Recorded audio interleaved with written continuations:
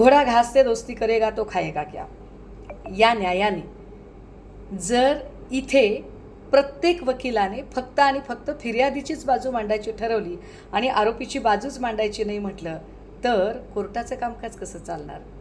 भारतासारख्या लोकशाही प्रधान देशामध्ये जितकी फिर्यादीची बाजू महत्त्वाची तितकीच आरोपीची बाजूसुद्धा महत्त्वाची, कारण याच देशाच्या न्यायव्यवस्थेने इथे कसाबलासुद्धा वकील देण्याची परवानगी दिली होती, हे विसरून चालणार नाही. वादे वादे जायते तत्वबोधा या सगळ्या युक्तिवादातूनच नेमकं सत्य काय ते बाहेर येत असतं.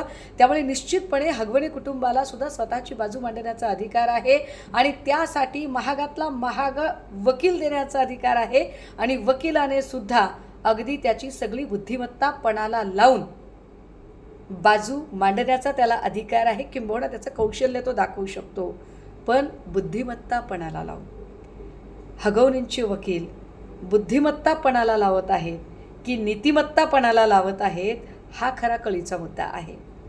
कारण जी आज हयातच नाही आहे आणि जी याच नेमक्या आरोपांनी कंटाळून गेली होती आणि या सगळ्या वागण्याने या सगळ्या छद्मी बाणांनी जिचं अवघं आयुष्य घायाळ झालं होतं म्हणून तिने या जगाचा निरोप घेतला, तिला जर तुम्ही पुन्हा एकदा बदफैली करणारी ठरवणार असाल तर हगवणींचे वकील हे बुद्धिमत्तापणाला लावत नाही आहेत, ते नीतिमत्तापणाला लावत आहेत याचं त्यांना भान असलं पाहिजे. आणि त्यासोबतच तुम्ही वकील म्हणून कितीही चांगले असाल पण तुम्ही माणूस म्हणून कसे आहात हे सुद्धा फार महत्त्वाचं आहे. कारण या केसमध्ये कदाचित वकील म्हणून तुम्ही तुमचं सगळं बौद्धिक कौशल्यपणाला लावत आहात, परंतु तुमच्या घरातल्या मुली सुना काय यांच्या नजरेला नजर देऊन तुम्ही हेच सगळे मुद्दे मांडू शकाल का?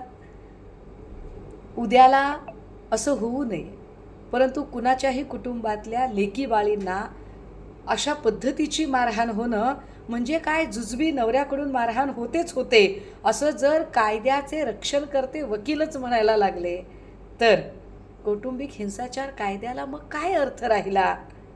मला वाटतं हगवणेच्या वकिलांनी बुद्धिमत्ता खूप पणाला लावावी पण नीतिमत्ता राखून ठेवावी.